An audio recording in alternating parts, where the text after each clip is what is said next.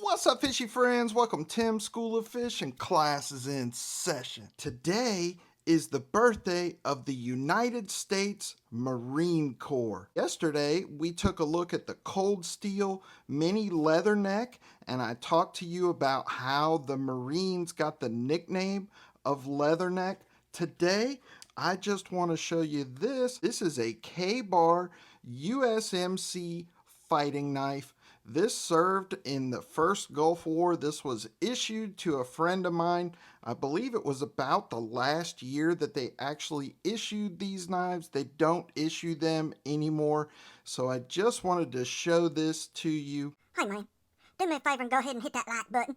While you're at it, go ahead and subscribe. Thank you very much, man. The Marines are actually older than the United States. The Marines were formed on November 10th, 1775 in Tun Tavern in Philadelphia. Of course, the Marines were formed in a bar. It's been said that there are only two branches of service, the Army and the Navy, because the Air Force is a corporation and the Marine Corps is a cult. And there's some truth to that statement. Today, I want to talk about how the Marines got their nickname Devil Dogs. So the year is 1918. World War I had been raging for almost 4 years, and the United States had just recently entered the war. The Germans are winning, and they have just recently launched a spring offensive to push the Western Front all the way to Paris. If the Germans reach Paris, the war is over. So, like many times throughout history, the United States comes to the rescue, specifically the United States Marine Corps. It's June 1918. The Germans control an area on the Western Front just 50 miles north of Paris called Belleau Wood, which used to be a hunting preserve. The Germans are winning. They're pushing back the French. They're pushing back the British. So, of course, we send in the Marines. The Marines get there to the front. They join the French at Belleau Wood, and between June 1st and June 5th, the Germans push the Marines and the French back, and then the Marines and the French push the Germans back. This goes on for 5 days. Then, like the French so famously have done so often, a French commander orders a retreat, and he orders the Marines to also retreat, to which Captain Lyle Williams responds, "Retreat? Hell, we just got here." So on June 6th, the Marines go on the offensive. The Germans are entrenched in the wooded hills with over 200 machine guns. 400 yards of open field lies between the Marines' position and the edge of the wood where the Germans are entrenched. Marines, with their Springfield bolt-action rifles, bayonets attached, and their Colt 1911 handguns charge the field.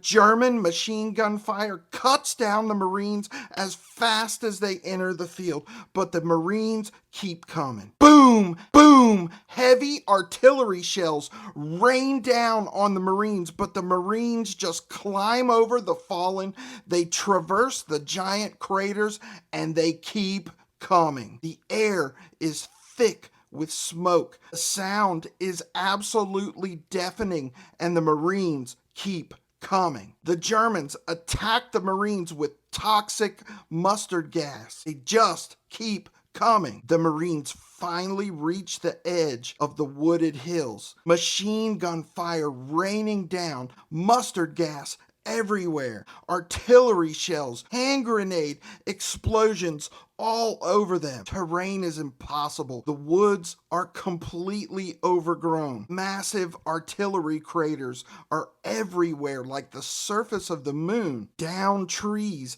and huge limbs from artillery fire bog down the advance of the Marines. Then First Sergeant Dan Daly, with his 45 1911 in hand, famously commands, "Come on, you sons of bitches, you want to live forever?" The Marines advance on all fours, uphill, over down trees, through massive craters. Air is a mustard gas soup. As the Marines continue to push forward, the Germans get a close-up glimpse of them for the first time. They are filthy. They're covered in dirt and mud and soot. They are pouring sweat in the early summer heat. Their BDUs are completely soaked through, and they just keep coming. They're wearing gas masks.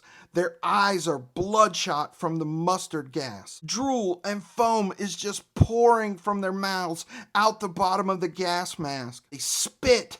They vomit. Snot draining from their noses. The Germans shower them with machine gun fire, but on all fours with fixed bayonets. Up the hill, over trees, through craters. They just keep coming. This was an absolutely terrifying sight to the Germans as the Marines close in on their position. Teufelshunde! Devil dogs keep coming. The Marines breach the side of the machine gun nests and with bayonets in hand dispatch the Germans with extreme prejudice in hand-to-hand combat. Frothing and foaming and bloodshot, filthy and wet, the devil dogs take, bellow wood, and turn the tide of the war in favor of the Allies. General John Joseph Blackjack Pershing initially said he did not want the Marines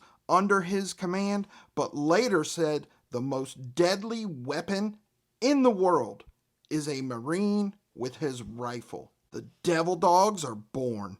Most Americans have never been and will never be Marines. I'm reminded with the recent election that while Americans are congenial and patient, they will fight like hell when backed into a corner and facing defeat and given no other option. There's a little devil dog spirit in all of us. Happy birthday, United States Marine Corps Devil Dogs. Thank you for your sacrifice and your service and for always being first to fight so we don't have to. God bless the United States Marine Corps and the United States of America. As always, I appreciate you for watching. Give me a thumbs up. Drop me a comment down in the comment section. Say happy birthday to the United States Marine Corps. And if you're not subscribed to the channel, please consider doing so. Just click my logo right over there. That's it for this episode of Tim's School of Fish. Boys and girls, class dismissed.